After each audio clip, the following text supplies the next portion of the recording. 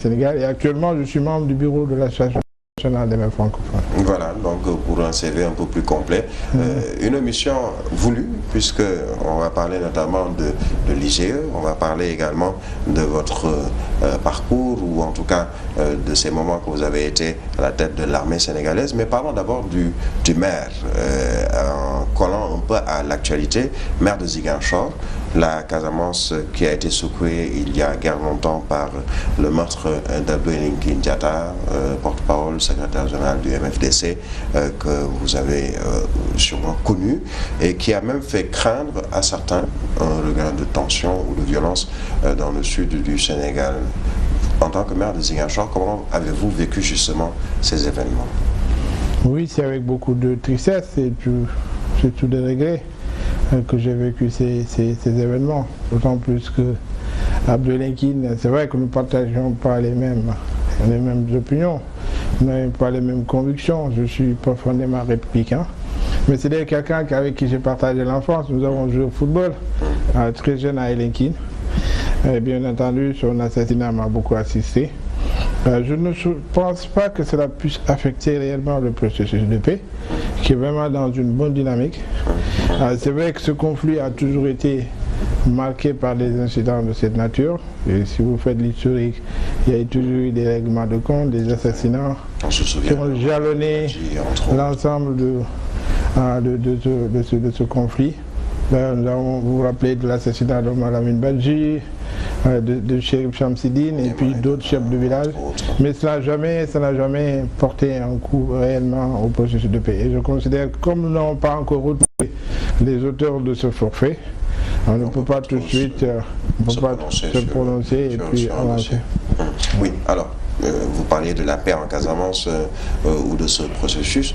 Justement, est-ce qu'on peut garder espoir, puisque après quand même un peu plus de 30 ans de guerre ou mi-paix, mi-tension, aujourd'hui il y a encore des efforts à faire?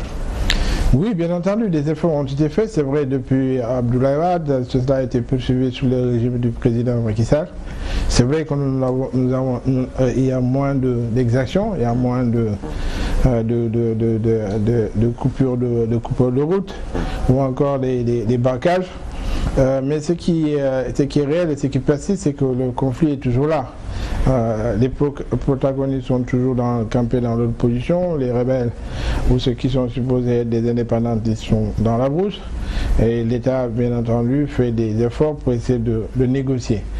Mais la difficulté de ce conflit, c'est qu'il y a beaucoup de chefs, ce sont des factions éclatées. Les interlocuteurs sont finalement différents par rapport à l'État, puisque même au sein du MFDC, ils ne parlent pas le même langage, ni ne tirent entre guillemets dans la même direction. Voilà, c'est ce qui occasionne souvent un certain nombre de comportements, comme ce qui a occasionné l'assassinat d'Abdou-Elinkine. Donc c'est du fait de l'éclatement de la chefferie dans le mouvement. Je considère que les efforts sont en train d'être faits pour essayer de rassembler tout cela. Parce qu'à un certain moment, c'est vrai, tous avaient décidé ou avaient en tout cas souhaité que le mouvement soit unifié, qu'il y ait un secrétaire général unique et qu'il y ait un agenda de négociation. Parce que si on n'arrive pas à unifier ce mouvement, si on n'arrive pas à leur parler, en tout cas sur une même table, ça va être toujours occasionné un processus de mi-paix ni-guerre, et on avancera d'un pas et on reculera d'un autre. Donc j'avais d'ailleurs à un certain moment prôné que si on n'arrivait pas à les regrouper, qu'on puisse faire de telle sorte qu'on négocie de façon simultanée avec tout le monde. Est-ce que finalement c'est Monsieur Casamance entre guillemets, ou cette situation de ni paix ni guerre arrange plutôt certains qui, selon des propos, se sucrent sur le dos justement ou au profit de ce conflit? Oui, vous savez que des conflits de ce type, d'ailleurs si vous faites l'histoire des conflits, c'est d'ailleurs un des plus vieux conflits au monde qui date de plus de 30 ans. Et chaque fois qu'un conflit de cette nature s'installe dans une zone, après il y a toute une activité d'économie parallèle, d'économie de guerre ou de personnes qui vivent de ce conflit et qui sont là et qui sont tapis dans l'ombre, quelquefois qui tirent sur les ficelles. Mais ce qu'il y a lieu de faire, c'est que tout le monde converge vers un même objectif, c'est-à-dire d'arriver à la paix. C'est-à-dire les décideurs. Il faut qu'il y ait une volonté politique affirmée. Je pense que le président... Est-ce que cette volonté est là, justement, aujourd'hui? Elle est là, mais je considère que quelquefois, on a l'impression qu'on laisse pourrir la situation. Et chaque fois qu'il y a braquage, on revient à la table de négociation. Mais j'ai interrogé ces derniers jours les principaux acteurs, c'est-à-dire ceux qui concernés par la prise de par le conflit, par les négociations. Ils m'ont fait savoir que des choses avançaient, que des choses bougeaient. Maintenant, il ne faudrait pas négocier seulement avec une faction, il faut négocier avec tout le monde, parce que si vous négociez avec une faction et que vous laissez une autre en rade, bien entendu, c'est ça qui occasionne les braquages, les événements regrettables, les règlements de compte. Donc j'exhorte les pouvoirs publics à avoir une volonté politique réaffirmée, c'est-à-dire chaque matin que le président se réveille, il doit se dire que nous allons faire un pas supplémentaire pour la résolution du conflit en Casamance, parce que c'est un conflit qui est là et qui mine le développement de notre pays, qui mène la marche de notre démocratie, mais aussi de la cohésion nationale. Je pense que c'est important. Chaque fois que le président se rase le matin, qu'il se rappelle qu'il y a un problème en Casamance et qu'il faut le résoudre. Quel est votre rôle, vous, en tant que fils du terroir, mais également maire de Ziguinchor, justement, pour tenter de trouver une solution à ce conflit? Est-ce qu'on vous appelle, est-ce qu'on vous interpelle pour peut-être jouer les bons offices? Oui, je pense que vous savez que c'est fondamental quand vous êtes maire d'une ville comme ça et que Ziguinchor, c'est d'abord la capitale de la région naturelle de Casamance. C'était la capitale avant que la région soit éclatée en trois. Donc c'est une ville historique. La plupart des chefs d'IMFDC ont soit pignon sur rue à Ziguinchor ou en tout cas ont de la famille. Et bien entendu, j'étais aussi ministre de souveraineté, ministre des Forces armées. Donc ce qui m'a permis de développer un certain nombre de relations avec les gens de l'autre côté. Et bien entendu, voilà, ce qui, bien entendu, en tant que fils de la région, en tant que cadre de la Casamance, je suis intervient à mon modeste niveau. J'ai joué des rôles qui n'ont pas été connus par le public, le grand public. Par exemple, dans la libération des otages qui ont été les démineurs qui ont été les démineurs de la Casamance. Donc j'ai joué un rôle fondamental dans la libération, même si c'était en douce. J'ai joué aussi dans plusieurs situations qui ont nécessité peut-être une intervention des personnes. Et comme j'avais quand même un certain crédit vis-à-vis de tout le monde, et donc j'ai pu participer à dénouer à certaines situations. Alors, on espère que la paix sera définitive dans cette région, les belles régions de la Casamance. Alors, je le disais, dans votre CV, on parlait d'anciens commissaires de police, notamment à la division des investigations criminelles. Justement, parlons de ces faits qui meublent l'actualité depuis un certain temps. C'est d'abord les histoires de drogue. Le Sénégal est-il devenu une plaque tournante, selon vous, de la drogue, ou en tout cas un lieu privilégié des narcotrafiquants? Oui, je pense que ce n'est pas un fait nouveau. C'est vrai que ça s'est amplifié ces derniers temps. Il faut le dire, moi j'étais à la division des investigations criminelles et j'ai eu l'honneur de partager le même bâtiment que la brigade des stupéfiants, à l'époque dirigée par le commissaire Abdoulaye Niang. Déjà à l'époque, il y avait quand même un trafic assez important. Mais c'est vrai que les prises de ces derniers jours font craindre une montée en puissance du narcotrafic au niveau de notre pays. Et de la zone de manière générale. Et de la zone de manière générale. On lit un peu ce trafic, pas seulement au Sénégal, mais même on compare le Sénégal à la Bissau, ou en tout cas la Guinée-Bissau et le Sénégal qui sont logés à la même enseigne concernant justement ce trafic. Oui, c'est un phénomène qu'on a constaté il y a quelques années. Vous savez, quand j'étais ministre des Forces armées, nous avons eu quand même avec les moyens aériens à observer un certain nombre de comportements à partir des îles Bisagos, à partir des eaux territoriales de la Gambie. Et donc il y avait déjà des mouvements qui étaient surveillés. Donc c'est le lieu, je pense, de rendre un hommage mérité aux forces de défense et de sécurité. Je pense que c'est leur vigilance qui a permis les grosses arrestations auxquelles on assiste. Maintenant, il faudrait qu'il y ait une synergie. C'est vrai qu'il y a les forces de l'ordre, mais aussi les populations. Il faut qu'elles soient éduquées à dénoncer ce genre de pratiques, que la jeunesse soit éduquée pour ne pas s'adonner à la consommation de la drogue, mais aussi à sa vente. Mais aussi, je pense que ce qui est le plus important actuellement, c'est d'augmenter les moyens d'intervention. Justement, je voulais des forces de... parce que des saisies qui sont faites, le bruit qui a couru par exemple très récemment d'une saisie d'une tonne et quelques de drogue qui aurait disparu. D'abord, est-ce que c'est possible, vous qui avez un peu tout ceci, est-ce qu'il est possible qu'une saisie, une partie de cette saisie disparaisse comme ça? Oui, mais c'est toujours possible. Hein. Vous savez que quand on arrive à appréhender, en fait, à garder de la marchandise, il y a toujours possibilité de subtiliser. Mais qui subtilise? C'est ça la question. Certainement. Vous parliez tout à l'heure de doter de moyens adéquats et nécessaires les forces de l'ordre, mais ce n'est pas seulement de moyens matériels ou humains, mais il faudrait également, sur le plan financier, qu'ils puissent se sentir suffisamment à l'aise pour ne pas tomber justement dans certains travers, notamment avec la corruption, entre autres. Oui, c'est important. Je pense que c'est important d'abord d'éduquer les forces de l'ordre. Elles le sont déjà très bien. Il faut les équiper davantage en moyens de surveillance et puis prendre des mesures qui sont des mesures adéquates pour conserver les saisies, en utilisant pourquoi pas les moyens modernes de surveillance avec des caméras pour que toutes ces saisies ne soient pas subtilisées et puis réutilisées dans le marché. Mais vous savez que le problème de la drogue, c'est un phénomène très délicat, où il y a beaucoup d'argent qui sont, de grosses sommes d'argent qui sont en jeu. Et donc souvent il y a des tentations, que vous soyez très bien payé ou pas. Je pense que c'est un problème d'éducation et de conscience. Vous soyez policier, militaire, voilà. Ou pas. Voilà, la tentation, elle est là. C'est vrai, c'est un problème d'éducation et de conscience professionnelle, mais sinon, je pense que, en tout cas, d'une manière générale, on constate que les forces de défense et de sécurité, en tout cas, nous donnent entière satisfaction. Je suis d'ailleurs heureux de vous dire que, en votant le projet de budget du ministère de l'Intérieur, j'ai constaté que, de façon conséquente, les moyens sont en train d'être, en tout cas, augmentés, renforcés, et nous avons d'ailleurs constaté, et je l'ai dit à toute ma satisfaction au ministre de l'Intérieur, j'ai constaté que pour ce qui concerne les postes frontaliers, les moyens sont en train d'être en tout cas renforcés et qu'une importante somme va être investie pour l'année qui vient pour essayer d'équiper et de doter ces postes frontaliers de moyens de contrôle.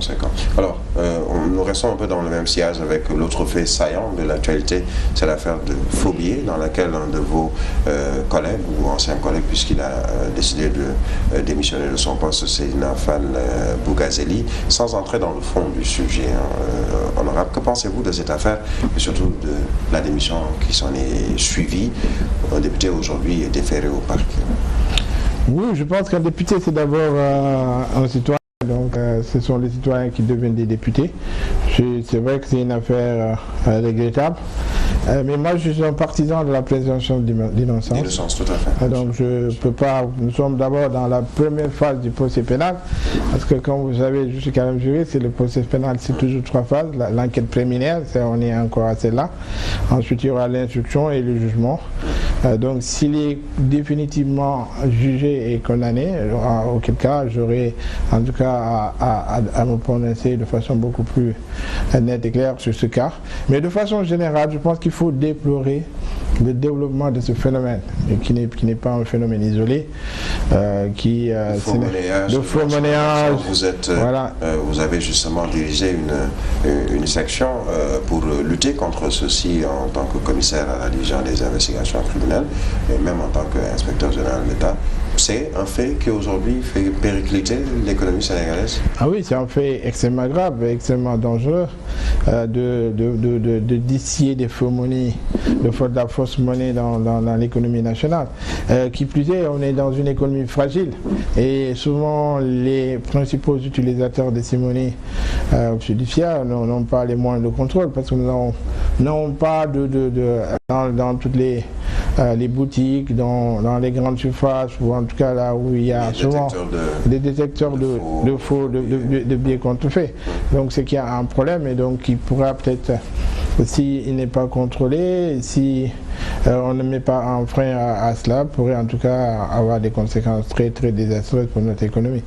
Mais c'est lié aussi de l'ancien appel aux autorités pour qu'il y ait des campagnes d'équipement, de sensibilisation de tous ceux qui font du transport de la monnaie, mais aussi ceux qui sont dans les grandes surfaces, pour être dans les grands restaurants, pour que les uns et les autres soient munis de détecteurs de faux billets.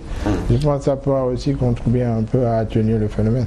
Est-ce que le Sénégal, justement, est suffisamment doté de moyens, vous le disiez tout à l'heure, pour faire face justement à ce flux, puisque c'est peut-être un fait qui a été remarqué, puisque mis dans la presse, mais certains disent que bien avant, il y avait déjà encore ces difficultés et ces problèmes liés justement au faux monnayage. Ah oui, c'est un phénomène qui est très ancien et qui peut-être... Je pense qu'il faut sensibiliser les gens pour savoir que faire de la fausse monnaie, on finit toujours par être arrêté et appréhendé, et que ce n'est pas quelque chose de lucratif. C'est comme ceux qui font la multiplication de billets. Il y a beaucoup de Sénégalais qui sont toujours victimes de cela, qui vous disent que donnez-moi de temps, telle somme, je vais vous multiplier votre argent. Mais il faut que tout le monde sache que ce n'est pas vrai. Si ces gens-là pouvaient le faire, ils l'auraient fait pour eux-mêmes. Mais qui n'allait pas vous demander de l'argent vrai pour aller vous donner, en tout cas vous faire rendre beaucoup plus riche. Moi, quand j'étais jeune commissaire, j'ai appréhendé des gens comme ça.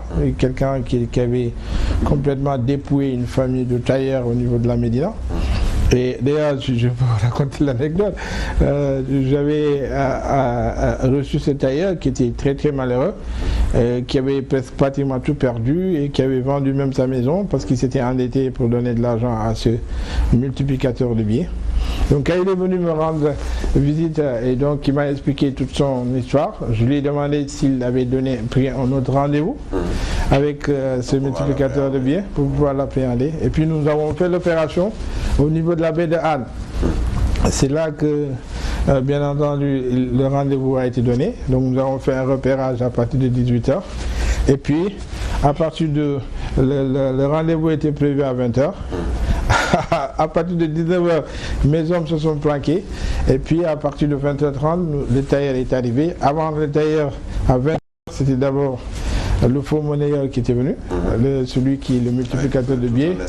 Il se croyait, qui disait qu'il était Djiné Moussa, bien entendu. Donc qui est rentré dans l'eau et qui avait une torche. À partir de 20h, j'avais dit au tailleur, ne tiens pas compte de notre présence, nous serons là, viens, fais comme si rien n'était. Et on va pouvoir l'appréhender. Et puis, à un certain moment, quand 21h est arrivé et que le faux monnayeur, en fait le multiplicateur de billets, il était dans l'eau. Il était accroupi, il avait une torche.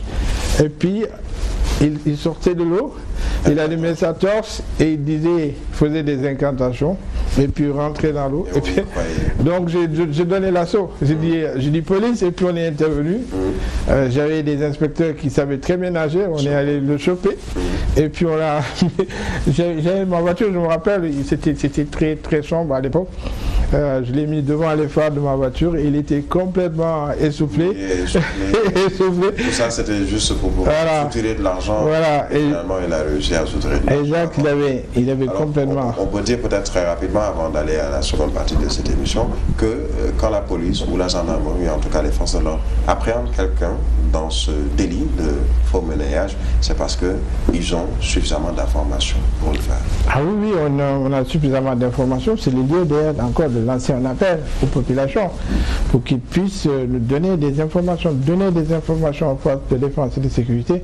C'est ça qui leur permettra, parce que d'abord, une police qui est efficace, c'est une police qui est bien informée. Une police qui est également républicaine, qui ne va pas aller chercher un député, oser l'arrêter, peut-être sur du TOC. Exactement. Donc, je pense que on ne va pas rentrer dans le détail. Alors, on va marquer une toute petite pause, le temps de rejoindre le service commercial. Et on revient dans toute la vérité, toujours avec notre invité. À tout de suite.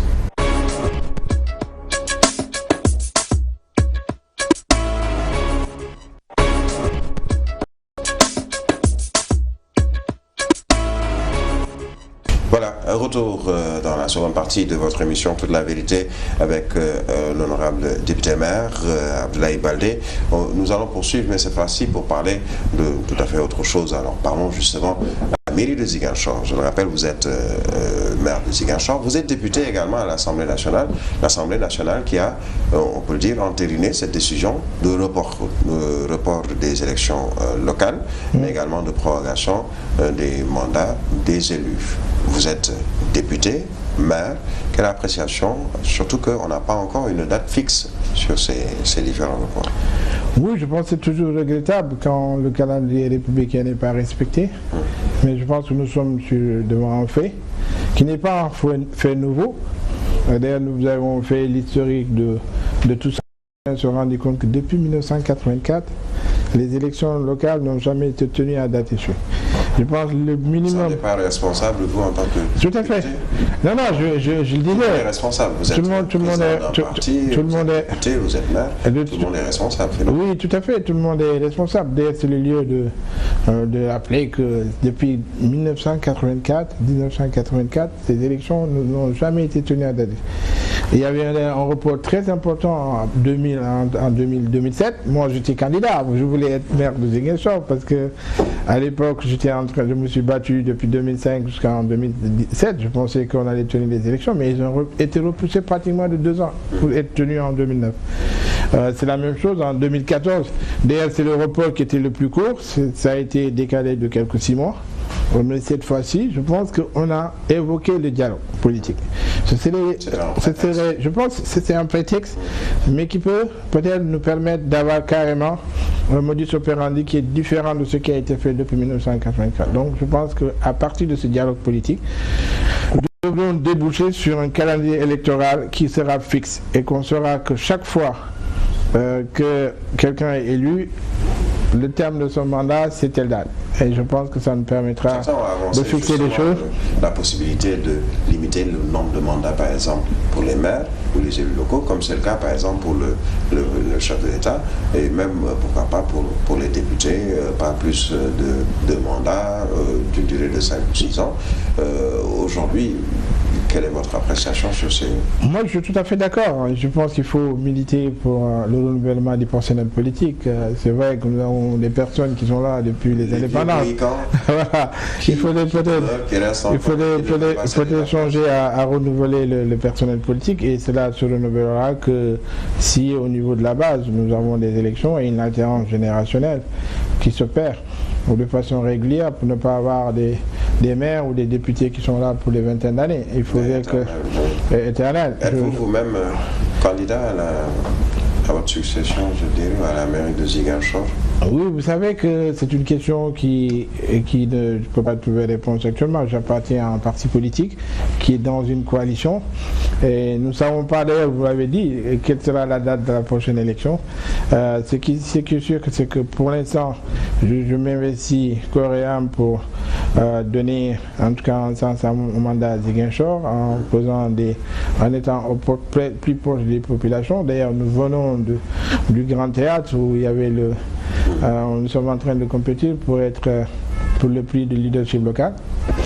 Nous avons été sélectionnés parmi 5 collectivités locales territoriales du Sénégal. Donc nous sommes en train de nous investir pour relever le niveau du plateau technique médical, pour essayer de relever le niveau des infrastructures, mais aussi de faire de telle sorte que nous ayons une des villes les plus éclairées. Et je pense que avec pour objectif final pour Abdoulaye Baldé, pourquoi pas de redevenir maire ou de poursuivre son cheminement en tant que maire de Ziguinchor. De toute façon, ça, ce sont les Ziguinchorois qui le diront, et je ne peux pas vous dire déjà que je suis candidat à ma propre succession. J'appartiens à une coalition, à un parti politique. Je pense que les rôles, les responsabilités des uns et des autres seront déterminées le temps venu. Je pense qu'au niveau de la coalition qu'on déterminera qui sont les candidats, c'est tout pour ces grandes villes où on ne peut pas quand même partir en ordre dispersé, ce qui... En tout cas, on peut aller en solo. Voilà. À Ziguinchor, on reproche un peu à Abdoulaye Baldé d'avoir failli devant quelqu'un comme Ousmane Sonko. Vous savez, Ousmane Sonko est un jeune frère. Moi, j'ai failli devant Ousmane Sonko, je ne pense pas, parce que j'étais pas candidat devant Ousmane Sonko. Maintenant, le jour où je serai candidat. Abdoulaye Baldé à Ziguinchor, peut-être à son pesant d'or, et justement Abdoulaye Baldé signifie quelque chose comme Robert Sagna l'a été durant plusieurs années. Aujourd'hui, si on dit Ziguinchor, certains disent tout de suite c'est le fief, mais aussi l'appartenance politique entre guillemets d'Abdoulaye Baldé. Mais on a l'impression que vous avez été chahuté durant les élections, notamment présidentielles. Mais vous savez que ce n'est pas la première fois. Revoyez un peu les chiffres de 2012. 2012, j'ai été encore battu de façon beaucoup plus plate qu'en 2000 à Ziguinchor par le candidat Macky Sall, qui n'avait peut-être pas une grosse représentation politique au niveau local. Mais vous savez que la campagne, la présidentielle, pourtant moi j'étais là, j'étais ministre d'État quand même, j'avais tous les pouvoirs à l'époque, et que je représentais le candidat Abdoulaye Wade qui était au deuxième tour. Mais la dynamique présidentielle a fait que, bon, les gens ils votent pas souvent pour le maire, ils votent pour quelqu'un qui devient président de la République. Il s'est trouvé que je n'étais pas candidat pour ces élections à Ziguinchor, c'était Ousmane Sonko, qui est aussi de Ziguinchor comme moi. Vous étiez allié J'étais allié, mais je n'étais pas candidat. Par exemple, il y a certaines mamans qui partaient dans les trucs et qui essaient de chercher mon bulletin. Ils ne la trouvaient pas, et certaines ne votaient pas et rentraient chez elles, parce que pour être le maire n'était pas candidat, et d'autres disaient que ce ne sont pas les élections du maire. Et puis, il y a tout un ensemble de phénomènes. Benno Bokk Yakaar durant la présidentielle, par exemple, à Ziguinchor, n'est pas du fait d'Abdoulaye Baldé. Ah non, mais du tout, nous avons perdu avec le candidat Abdoulaye Wade au deuxième tour, largement devant Macky Sall, qui n'avait pas de représentant comme signifiante à Ziguinchor. Et cela ne m'a pas empêché, après avoir perdu mon bureau de vote, mon centre de vote en 2012, alors que là, en 2019, j'ai gagné mon bureau de vote lancement, j'ai gagné les 3 centres de mon quartier. Et donc, ça veut dire que nous sommes dans une même... Cela ne m'avait pas empêché en 2014, quand je me suis présenté comme candidat à la mairie, j'ai gagné les 247 bureaux de vote de la commune. Donc ça veut dire que cela prouve que mon électorat était là. Voilà. Et je me suis rendu compte que depuis 2007, quand je commençais à être, en tout cas, à demander le suffrage des Ziguinchorois, depuis 2007, chaque fois que je suis moi-même au fond, c'est-à-dire que je sollicite le suffrage des Ziguinchorois, j'ai toujours gagné. C'est le cas en 2007, quand j'ai dirigé la liste de la coalition SOPI. Pour la députation, j'étais élu. En 2009, quand je me suis présenté comme maire de Ziguinchor, j'ai été élu. En 2014, quand je me suis représenté comme maire de Ziguinchor, j'ai été réélu et largement. Mais chaque fois que j'ai vu quelqu'un entre moi et les Ziguinchorois, j'ai perdu. C'est le cas en 2019. C'était le cas en 2019, c'est le cas en 2012. Et puis c'est le cas en 2019 pendant les élections législatives aussi. J'ai mis d'autres candidats, donc c'est un phénomène qui est là, qu'il faut analyser. Et moi je considère et je pense que mes chances pour Ziguinchor au niveau local encore sont intactes. Comment appréciez-vous votre compagnonnage avec Macky Sall aujourd'hui, avec le régime en place, la coalition Benno Bokk Yakaar? Est-ce que vous avez fait un bilan d'étape, je dirais? Oui, c'est vrai que notre compagnonnage est tout nouveau. Vous savez que nous faisons partie des derniers qui ont pratiquement rallié la mouvance présidentielle. Nous ne sommes pas dans Benno Bokk Yakaar, nous sommes dans ce qu'on appelle la grande majorité présidentielle, la grande coalition de la majorité présidentielle, mais qui est aussi animée à Benno Bokk Yakaar, bien entendu. Donc, c'est vrai que depuis les élections, nous n'avons pas pu faire un bilan pour tirer les conclusions de notre compagnonnage avec le président Macky Sall. Alors peut-être que c'est un peu prématuré, mais l'un dans l'autre, nous dans notre parti, on va relancer les activités de notre parti et je pense que ça va se faire très rapidement. D'abord en renouvelant les instances de base de notre parti, mais aussi les instances de direction. Par exemple, je vais vous donner l'exemple du mouvement des jeunes. Ce mouvement est dirigé par un jeune avocat qui a été frappé par la limite d'âge, parce que nous avons quand même, pour être président des jeunes, il faut avoir 35 ans. Et donc nous allons renouveler ce mouvement. Nous allons aussi renouveler le mouvement des femmes et renouveler la plupart des structures, parce que nous n'avons pas quand même un petit parti, malgré ce qu'on pourrait penser, parce que nous sommes, si vous prenez au niveau des collectivités locales, nous avons plus de milliers de conseillers municipaux et départementaux. Nous avons été aux élections en 2014, nous faisons partie des rares coalitions qui étaient pratiquement des coalitions qui étaient portées par notre parti. Nous avons quand même pu gagner sous nos couleurs 2 conseils départementaux, c'est celui de Ziguinchor et celui de Souy, et nous avons gagné plus d'une douzaine de mairies. Donc, qui sont des collectivités locales qui sont contrôlées par notre parti. Et notre parti a une assise nationale, il a une assise internationale. D'ailleurs, ce 30, il y a une grande manifestation, on va se tenir au niveau de l'Espagne. Et je pense que le candidat Macky Sall, c'est bien que s'ils ont pu gagner la Catalogne, c'est en grande partie, c'est grâce aux voix de notre parti et au travail. Alors, vous avez peut-être, on vous a moins ou peu ou pas entendu, excusez-moi, sur l'affaire Petro-Tim Aliou Sall. Que pensez-vous en qualité d'ancien ministre des Mines, mais également inspecteur général d'État, de cette affaire aujourd'hui? Oui, l'affaire Petro-Tim, je me suis opposé, d'autant plus que je dois, je pense, en parler, parce que, comme vous savez, que je suis devenu, depuis les derniers changements au niveau de l'Assemblée nationale, le président de la commission énergie et mines, ressources minérales de l'Assemblée nationale, où nous sommes en train de parfaire la législation. Nous avons reçu récemment le code gazier. Et bientôt, nous allons recevoir le code sur l'électricité.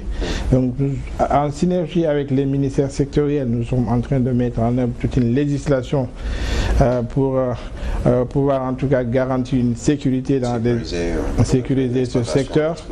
Voilà, parce que c'est un secteur où il y a encore beaucoup de vide, c'est un secteur nouveau pour nous. Mais ce que je peux vous dire sur l'affaire Petro-Tim, c'est que moi j'ai retenu un certain nombre de faits qui me rendent dubitatif sur la véracité de tout ce qui est en train d'être raconté.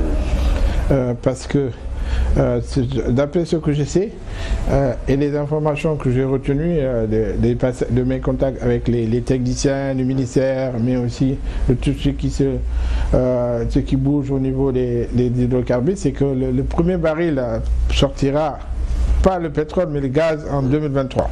Oui, parce que la première date c'est 2021, maintenant 2021. Voilà, donc on ne peut pas d'ores et déjà dire que 6 000 milliards, je pense, ont été spoliés, alors que nous n'avons pas encore commencé l'exploitation de ce pétrole.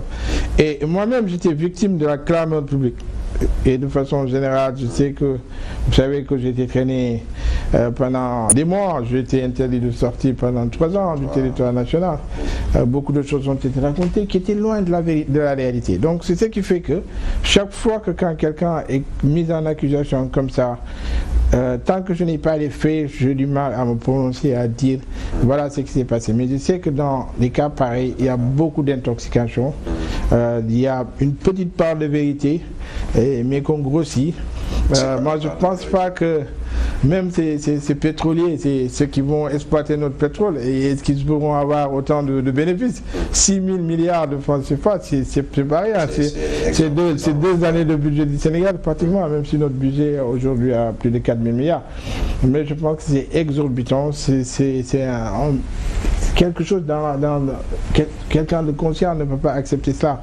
Je sais qu'il y a un peu de manipulation là-dedans, un peu de l'intoxication. Puisqu'il y a le juge qui poursuit les auditions dans cette affaire, que la vérité finira par éclater.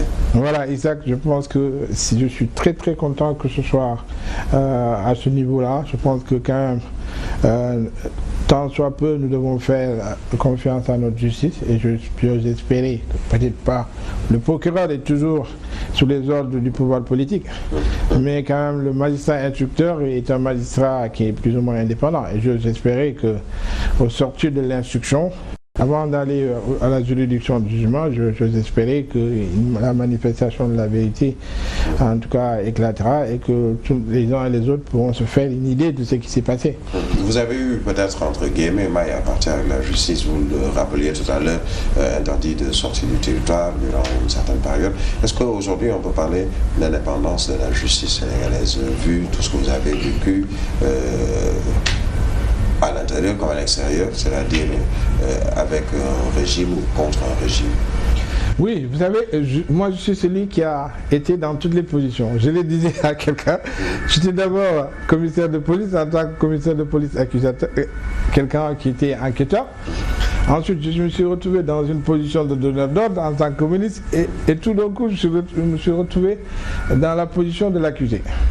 Et je sais que notre organisation judiciaire de façon générale est une bonne organisation, même si notre système est calqué sur le système français. Mais il s'est trouvé que dans cette organisation, qui est une organisation générale, nous avons une juridiction spéciale qui s'appelle la CREI. Alors moi je considère, je ne pourrai jamais vous dire que dans cette juridiction, les choses se passent normalement. Je suis quelqu'un qui est... Tout est exceptionnel. Tout est exceptionnel. La loi n'est pas respectée comme il le faut. La présomption d'innocence, parce que ça c'est le fondamental. C'est le fondement du procès pénal, la présomption d'innocence. Mais là, on renverse la preuve, la charge de la preuve. On vous dit, Biram, vous avez une belle veste, prouvez-nous que vous n'avez pas volé cette veste. Alors que si dans un procès normal, si je vous dis que vous avez une belle veste et que vous l'avez volée, je dois prouver que vous êtes allé là, vous l'avez chippé et que vous avez fait ceci, vous avez fait cela. Alors que là-bas, on vous dit non, vous avez volé la veste, prouvez-nous que vous ne l'avez pas fait. Voilà, donc ce qui fait que tous les fondamentaux sont remis en cause et c'est ce qui fait d'ailleurs que on n'arrive pas à appliquer ces décisions-là dans les ordres de juridiction modernes. Si on parle de la France aujourd'hui, c'est par exemple le cas Karim Wade, vous-même entre autres. Donc qu'est-ce qu'il faut aujourd'hui? Est-ce que, comme certains le soutiennent, il faut tout simplement enlever cette CREI, l'effacer et aller vers une loi d'amnistie par exemple Moi ce que je considère, c'est que la CREI, à mon sens, ne doit pas exister dans un pays moderne. Si vous faites un peu de droit... Elle a quand même existé et elle a, entre guillemets, fait du tort à certains. Oui, beaucoup, énormément. Donc je pense que dans toutes les démocraties modernes de ce monde, en dehors de la Corée du Sud, vous ne pouvez pas trouver une juridiction comme ça. Et je considère que toutes les décisions qui ont été rendues par cette juridiction ne sont pas des décisions conformes au droit. Est-ce qu'elles doivent ni à la moralité juridique. Rendues nulles et de nul effet?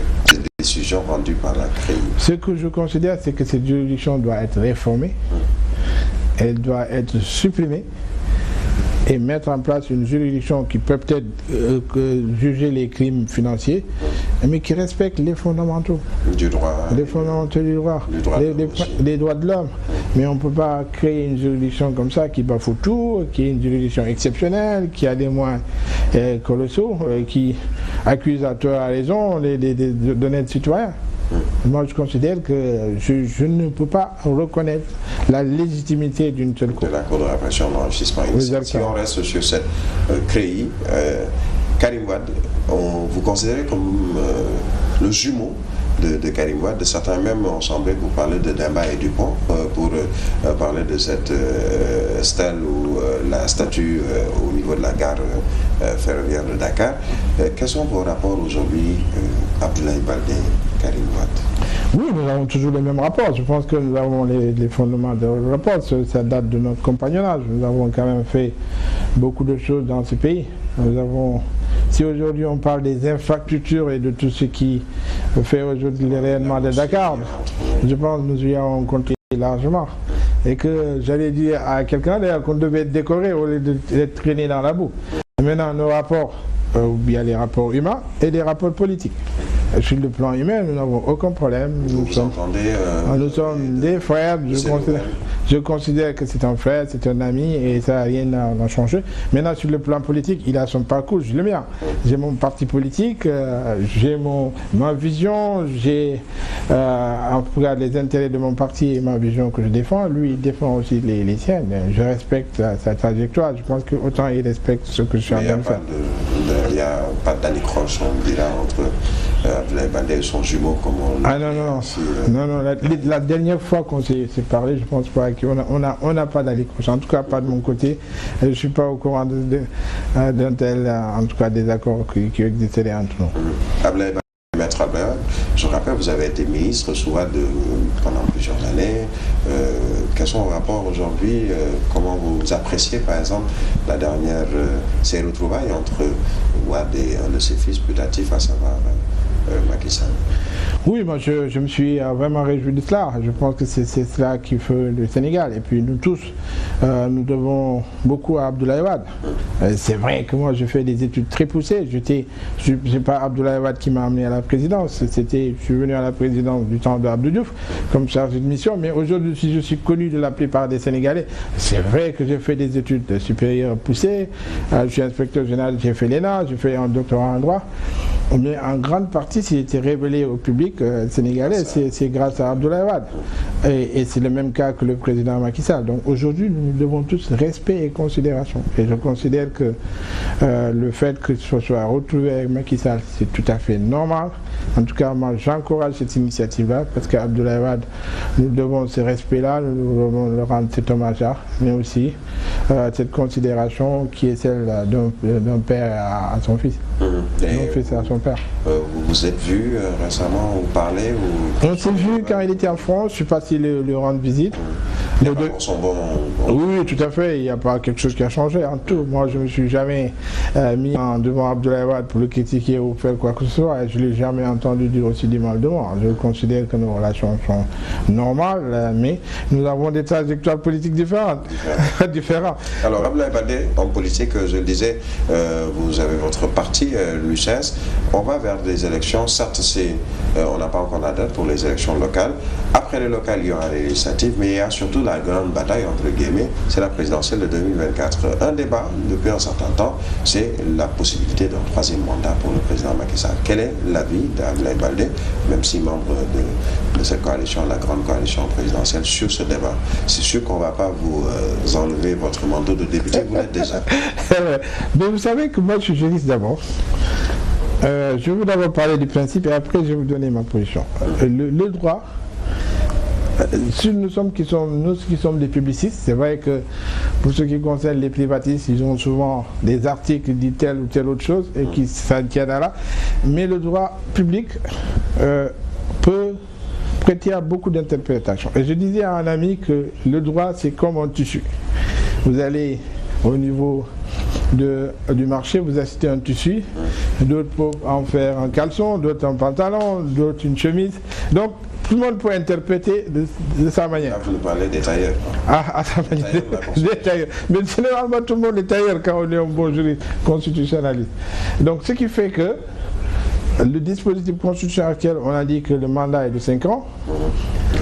Renouvelable. Une fois que nul ne peut faire 2 mandats consécutifs.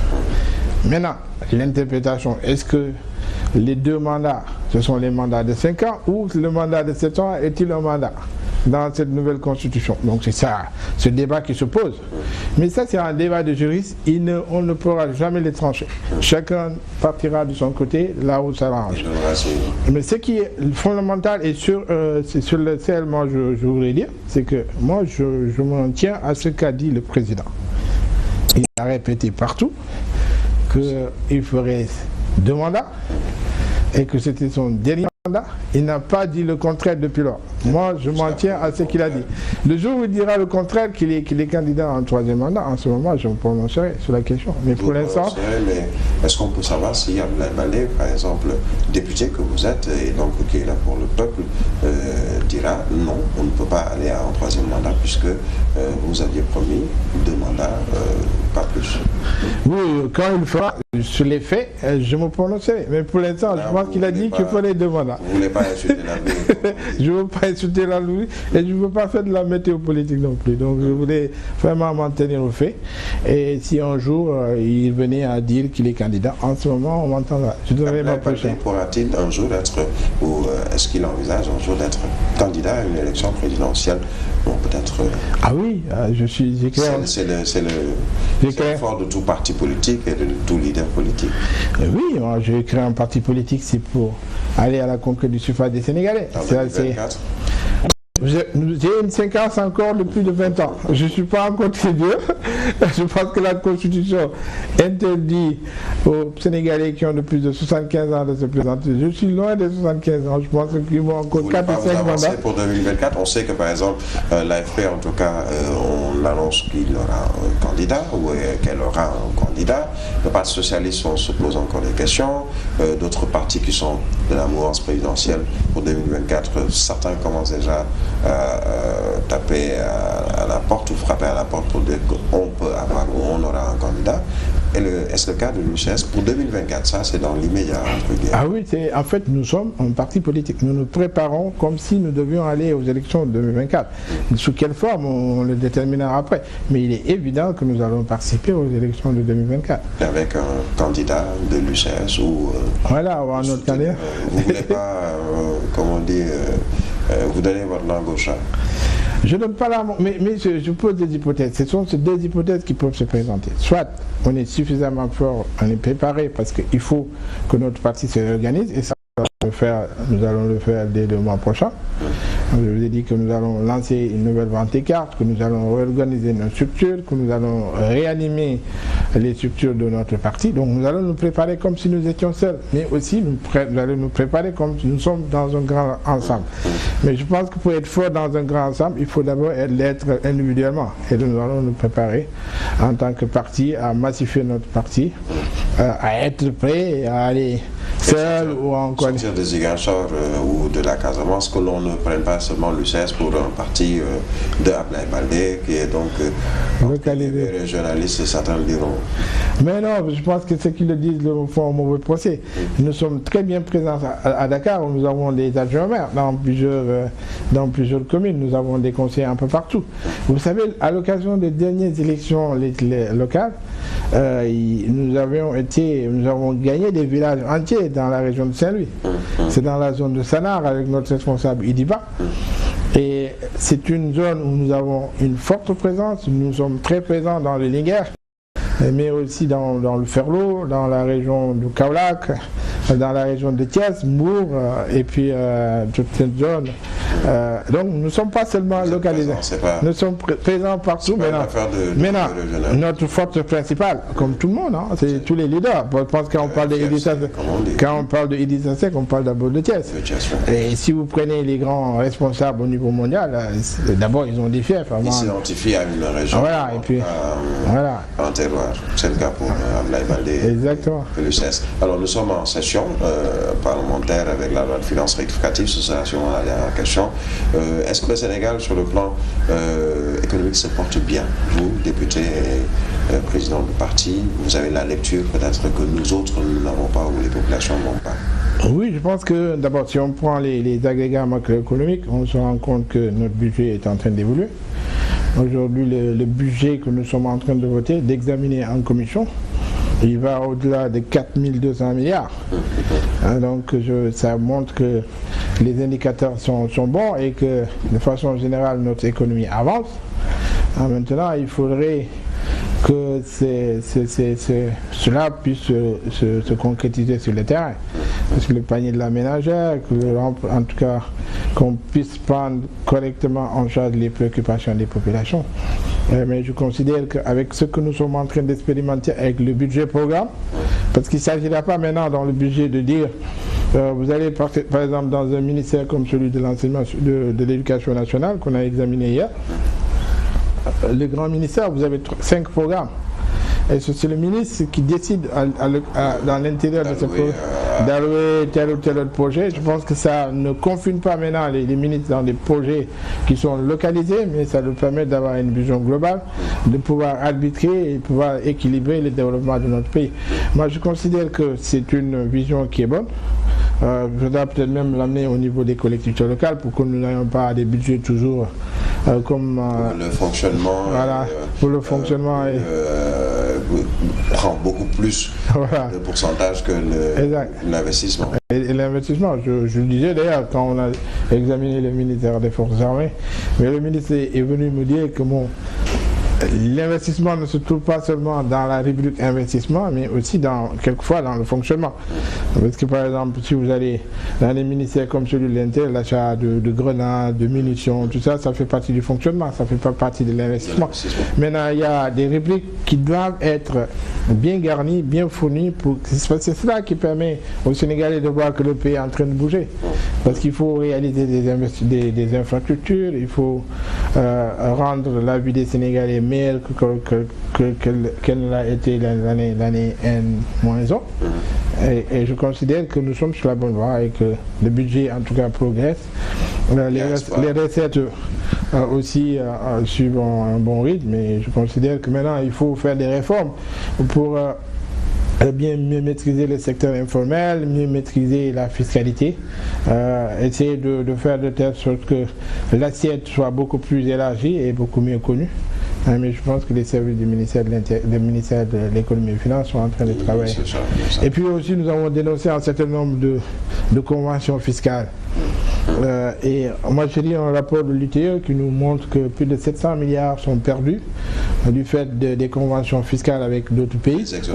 Des exonérations de toutes sortes. Je pense qu'il faut qu'on revienne à l'orthodoxie, qu'on essaie d'encadrer mieux notre économie, notre fiscalité, et c'est ce qui fera que notre pays en tout cas pourra aller de l'avant.